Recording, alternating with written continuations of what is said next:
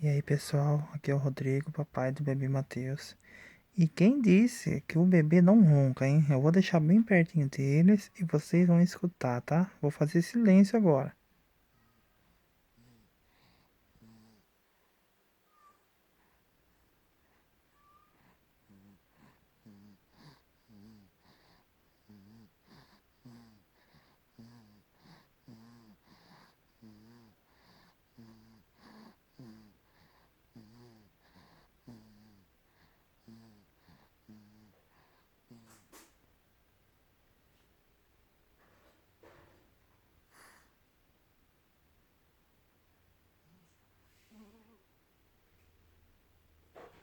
É isso aí, pessoal. O bebezinho Matheus dormindo muito bem e até roncando, hein?